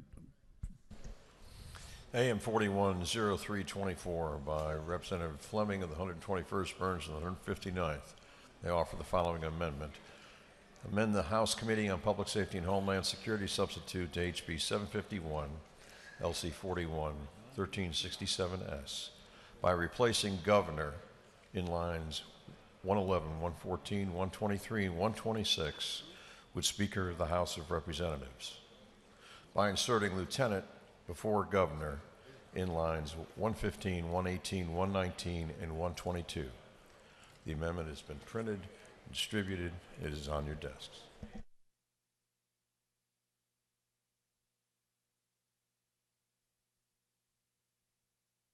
Chair recognizes Representative Fleming to speak to the amendment. Thank you, Mr. Speaker. Ladies and gentlemen of the House, the Majority Leader and I have offered the amendment that you see on the board, and it's very simple. All it does is add to this board being created by statute 2 appointments by the Speaker of the House and 2 appointments by the Lieutenant Governor. Ladies and gentlemen, I would encourage you, anytime you see that we're going to create a board statutorily, that you consider whether or not this body and the one across the hall has any input into that. As many of you know who've been around here for a while, there was a day when this House was not independent. We did not elect our own Speaker. We did not select the chairman of the committees. But all that changed in the 1960s when a governor had to come to this body to make sure that he could take the office downstairs. So I would say to you, the independence of this House is important. Whenever you see a chance for us to exert that, I would ask you to do it, and I would ask you to give favorable consideration to the amendment. Thank you, Mr. Speaker. Chair now recognizes Chairman Parsons to speak to the bill. Thank you, Speaker. I just want to come down and speak briefly, very briefly, in favor of the bill. I wanted to thank Chairman Powell for all the hard work he's put into this issue over the last year, probably longer than that. There's been a lot of work put into this. I think that you got a little sheet on your desk that says that this is a 4-year effort. I know that I think 3 years ago, may have been 4 years ago, but at least 3 years ago, I actually sponsored legislation similar to this to make some changes, make some corrections in how we handle 911 service, not service directly, but how we fund it. And ran into issues with the different entities. A lot of different entities are involved in this. Worked on it, ended up not pursuing it that year. The next year, somebody else had the legislation or similar legislation. They came, and I believe they actually that legislation came to our committee and got down toward the last of the session. And that author, and I can't remember who that was, he asked that we not proceed with it because there were still questions and still issues that he was trying to address and get answers to, and still all the entities, or not all the entities, were happy. Last year, Chairman Powell sponsored legislation very similar to this to try to correct some of the issues that are problems out there with funding the 911 service. And we actually passed legislation through the committee after a lot of work, a lot of questions, and addressed some issues. And as he had said, he did a great job explaining the bill, by the way, and came down and we passed that out. I think eventually through some procedural issues, I believe we actually ended up passing the Senate version, which was similar through the House. That's how I recall it, and I believe that Chairman Powell had said that the governor had a couple of issues with that, which has now been corrected in this bill. I would encourage everyone to vote positively, vote yes for this. You know, it's when it comes down to safety and people on the highways, all the different calls that the 911 centers get, and the urgency of those calls, and being able to handle those and get someone to address them, and have these 911 centers to be effective and efficient. And that's what this is all about. And it's about the safety of all of us, all of our loved ones, whether they're on the highways or something happens at the house or business or wherever, to be able to get the call in, get a quick response, and get things handled positively and quickly. And that's what this is really about. And with that, Mr. Speaker, I would ask for everyone to favorably vote for House Bill 751, and Mr. Speaker, I will yield the will.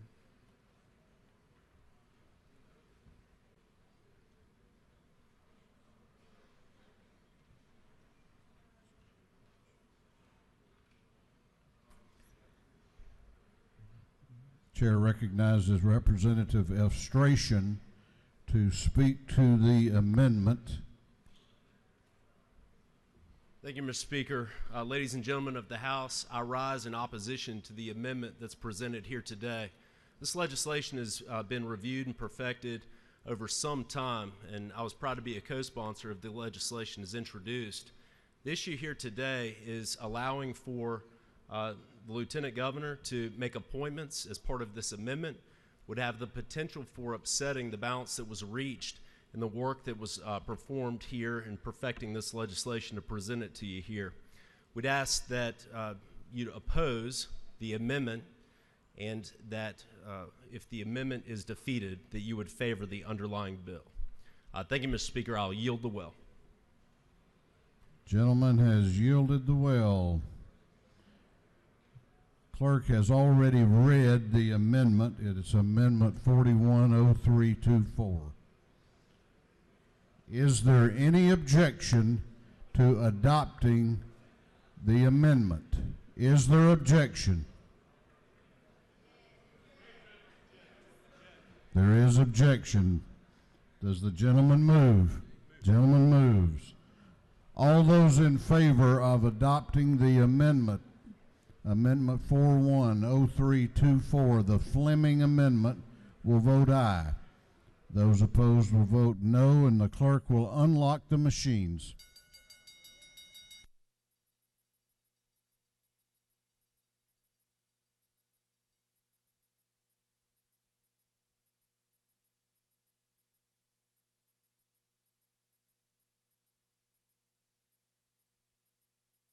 What purpose does Chairman Welch rise? Thank you, Mr. Speaker. Is it not true that this What purpose do you rise? Parliamentary inquiry. State your inquiry. Is it not true that in lines 100 through 110, there are numerous appointments that are made by the governor through the various commissioners and directors of those various departments? If the gentleman so states, I'm sure he's read the legislation. Have all members voted? Have all members voted? If so, the clerk will lock the machine on the adoption of the Fleming Amendment. The ayes are 105, the nays are 57, and the amendment has been adopted. Is there any objection to the previous question being ordered on House Bill 751? The chair hears none. The previous question is ordered. Is there any objection to adopting the committee substitute as amended? The chair hears none. The committee substitute as amended is adopted. Is there any objection to agreeing to the report of the committee, which was favorable to the passage of the bill? The chair hears none. The report of the committee is agreed to. Shall this bill now pass? All those in favor of the passage of House Bill 751 will vote aye. Those opposed will vote no, and the clerk will unlock the machines.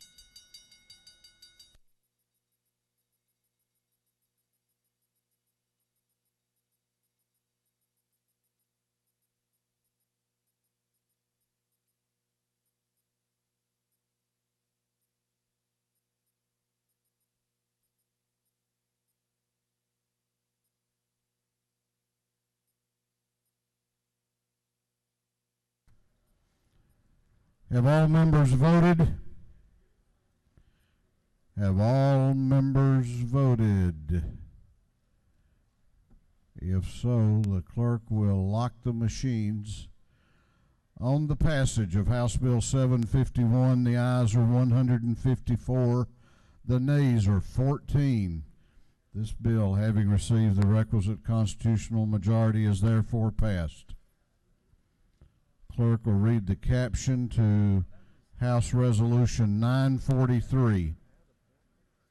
House Resolution 943 by Representative Morrison of the 26th, a resolution creating the joint Georgia, North Carolina, and Georgia-Tennessee Boundary Line Commission and for other purposes. This bill having referred to the committee on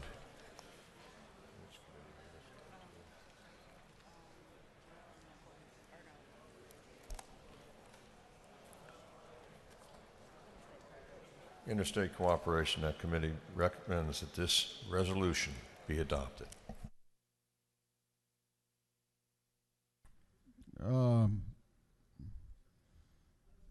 First of all, stand down. Relax. The only Morris I know is Chairman Greg Morris. Have we met?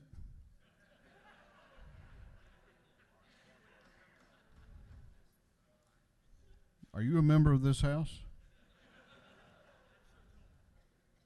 And you've been here how long? 20th day. And going to get a resolution passed. I tell you, I didn't know how to do it back in the day. Took me 6 years to get one. So I'm impressed. Chair recognizes Representative Morris to present the resolution. Good morning. This is my first resolution, so I'm sure there will be no questions. This is House Resolution 943, and I'm asking for your support this morning to form a joint commission to help ratify the border between Georgia, North Carolina, and the Georgia-Tennessee boundary line. This is an issue that's been going on for about 200 years now, and we're hoping to have your support so that we can put together a joint commission to help resolve this issue. And I yield for any questions. Did you say you yielded for questions? I do, Mr. Speaker. Okay, here we go. Chair recognizes the Majority Caucus Whip, Representative Coomer, to your right for a question. Thank you, Mr. Speaker. Gentleman yield. I do. You said we've been trying to fix this issue for 200 years. Is that correct? That's correct. And you have a plan to fix it in 20 days? That would be my intent. Can you tell us what we've been doing wrong for the last years that we've been down here without you?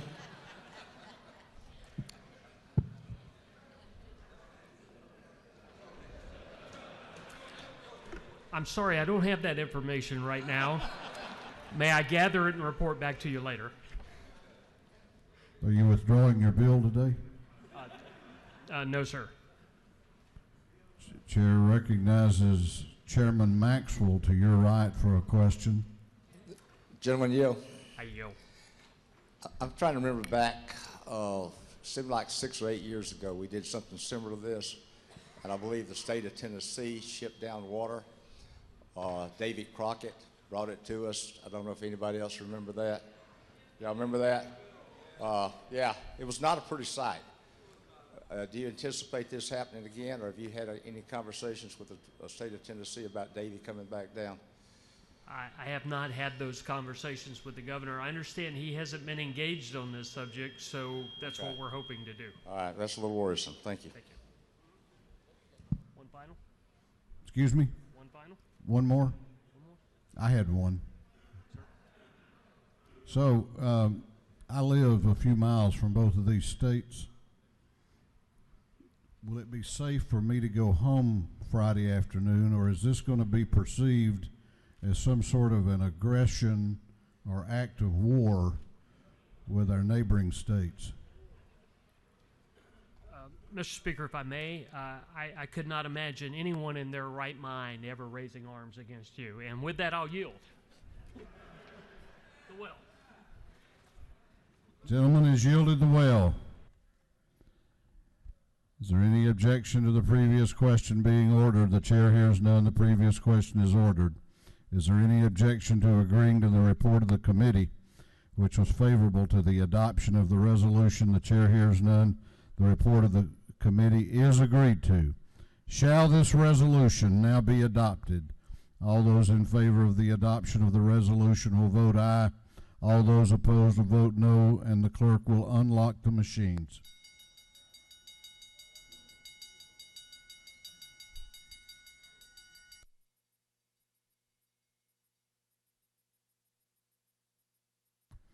Have all members voted? Have all members voted? If so, the clerk will lock the machines on the adoption of House Resolution 943. The ayes are 159, the nays are 3. This resolution, having received the requisite constitutional majority, is therefore adopted.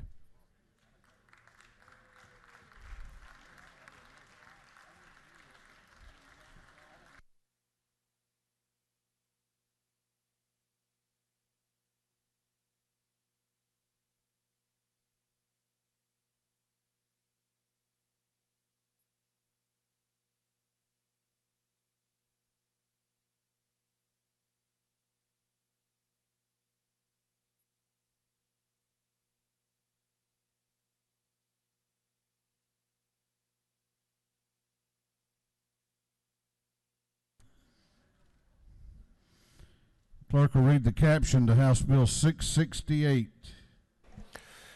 House Bill 668 by Representative Price, the 48th, and others, to be entitled an act to amend Article 2, Chapter 4, Title 29 of the Official Code of Georgia, annotated, relating to the procedure for appointment, so as to provide for petitions for appointment of a guardian and orders of appointment for adult guardianship under certain circumstances. This bill I refer to the Committee on Judiciary. That committee recommends that this bill do pass. Chair recognizes Representative Price to present the bill. Thank you, Mr. Speaker, members of the House. This morning I bring before you House Bill 668, which is a slight modification in the law for guardianship. And what it relates to is being able to petition and file for guardianship prior to the attainment of 18 years of age in those situations where it's expected that the proposed ward would lack sufficient capacity to make responsible decisions for themselves regarding health and safety. Currently, it is at 18 years of age, so this would allow a petitioner to do that within the year preceding. This is actually a great solution to a problem that a number of you in this body have expressed has been a problem for them in the practice of family law, in that there can be a gap at the age of 18 if this is not in place, and sometimes if a person has certain developmental limitations or special needs, they could be vulnerable to problems from other people taking advantage of them. So this only takes effect at the age of 18, so if there were competing petitions, that could be considered throughout that time. I ask for favorable consideration of this bill, and I'll yield for questions if there are any. You do not have any questions. Thank you very much. Is there any objection to the previous question being ordered? The chair hears none. The previous question is ordered. Is there any objection to agreeing to the report of the committee, which was favorable to the passage of the bill?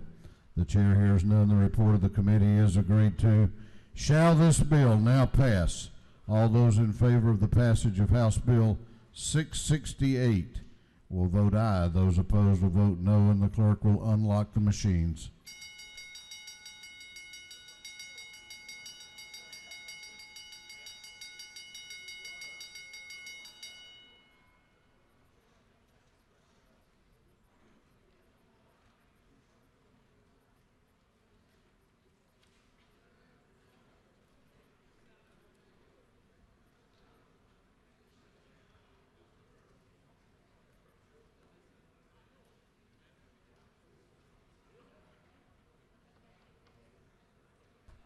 Have all members voted?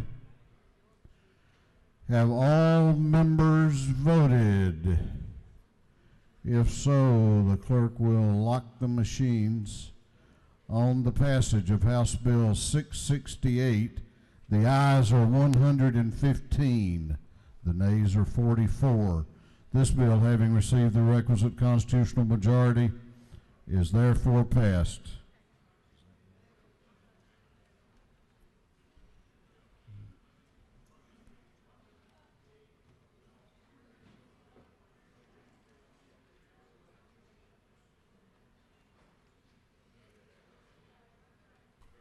Clerk will read the caption to a group of privilege resolutions. Recognizing and commending Dr. Ruben Diaz, commending and congratulating Cody William Rowe, commending and congratulating Justin Alexander Archer, commending and congratulating Travis Wade Parr Jr., recognizing and commending the Lights of Love event of the Children's Healthcare of Atlanta, recognizing and commending the 50th anniversary of the rollout of the first flight of the Lockheed Martin C-5 Galaxy transport aircraft, recognizing military chaplains in the state of Georgia for the faithful service of the men and women in the armed services of the United States, recognizing and commending Judge Frank J. Jordan, Jr. on the occasion of his retirement, recognizing February as Career and Technical Education Month on February 21st, 2018, as Georgia Career and Technical Student Organization Day at the State Capitol, recognizing the Jim Ellis Automotive Group for its longevity and high standards, honoring the life and memory of Mayor Willie Oswald, recognizing and commending Reverend Thomas Walker on the occasion of his 50th pastoral anniversary, recognizing February 22nd, 2018 is Georgia Association of Educators Day at the State Capitol, honoring the life and memory of Carlton Ray Harris Sr., recognizing and commending David Reagan, honoring the life and memory of Detective Kristen Sneed Hearn, recognizing and commending Second Hopeful Missionary Baptist Church on the occasion of its 150th anniversary, recognizing and commending Mount Zion Christian Methodist Episcopal Church on the occasion of its 150th anniversary, congratulating the Gamma Omega chapter of the Alpha Kappa Alpha sorority on its 75th anniversary, recognizing and commending Mayor Sandra Martin on the occasion of her retirement, and for other purposes. That completes the reading of the privileged resolutions. Is there any objection to adopting the privileged resolutions? The chair hears none. The resolutions are adopted. For what purpose does Representative Lott rise? To make a motion. State your motion. I move that House Bill 835 be moved from the Committee on Ways and Means to the Committee of Regulated Industries, and both chairmen are in agreement. The clerk will, Representative Lott has moved that House Bill 835 be withdrawn from the Ways and Means Committee and transmitted to the Regulated Industries Committee. Clerk will read the caption.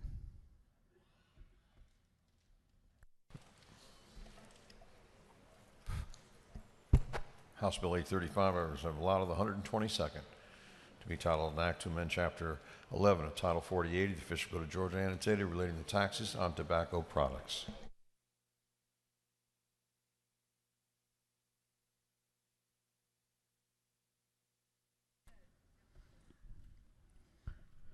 On the lady's motion that House Bill 835 be withdrawn from the Ways and Means Committee and recommitted to the Regulated Industries Committee, is there objection? Hearing none, it is so ordered. If you have signed up for an announcement, make your way to the front of the chamber.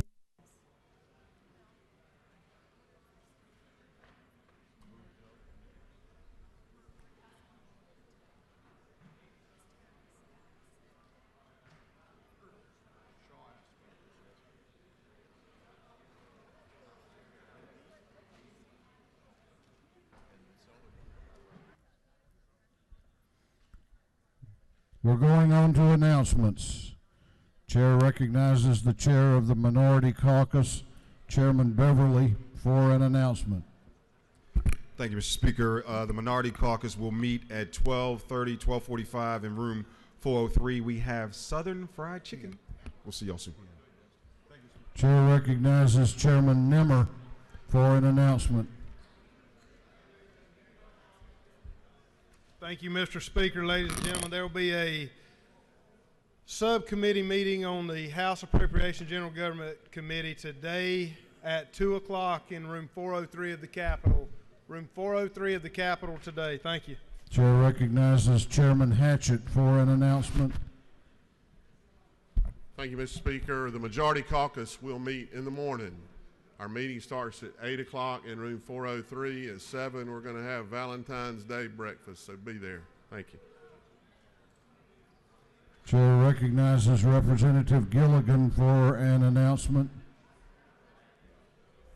Thank you, Mr. Speaker.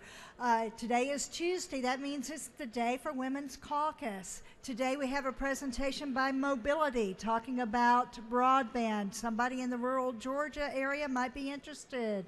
So women, room 415, lunch is provided. Thank you.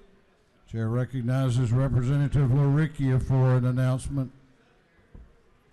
Thank you, Mr. Speaker. We'll be having lunch down in room 132 immediately upon adjournment, sponsored by the Georgia Pest Control Association. Hope you'll come and join us for some good barbecue. Thank you. Chair recognizes Chairman Welch for an announcement. Thank you, Mr. Speaker. Today at 3 o'clock in CLOB 415, the Public Safety Subcommittee on Appropriations will meet. Please be there at 3 o'clock. Thank you. Chair recognizes Chairman Setzler for an announcement. Thank you, Mr. Speaker. The Setzler Subcommittee of Judiciary Non-Civil will meet at 1:30 today, not at 1 o'clock, but at 1:30 to take up HB 660. Also at 3 p.m. in Also in 506, House Science and Technology will be meeting today. Be taking up a presentation on blockchain technology that drives Bitcoin and cryptocurrencies. All members are welcome. Chair recognizes Chairman Shaw for an announcement. Thank you, Mr. Speaker. The House Appropriations Transportation Subcommittee will meet at 1 o'clock in room 406 LOB, so eat fast. Thank you. Chair recognizes Chairman Maxwell for an announcement. Thank you, Mr. Speaker. Regulated Industries is meeting this afternoon at 2 o'clock in room 415. 415, that's not our normal meeting room, so note the room change. 415, 2 o'clock. Chair recognizes again Representative Gilligan. I said the wrong room number, so upon adjournment, 514. Thank you.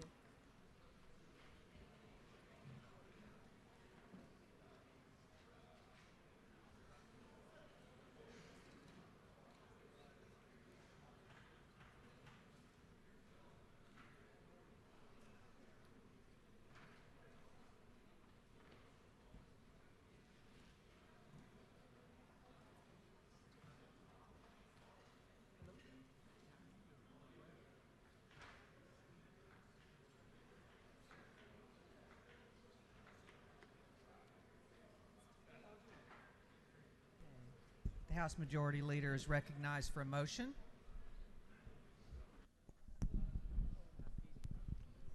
Madam Speaker, I move this House stand in recess until 4 p.m. today and then stand adjourned until 10 a.m. Wednesday, February the 14th, 2018.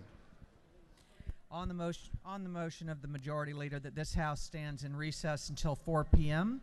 today and come back into session tomorrow, February 14th at 10 a.m. All those in favor will say aye.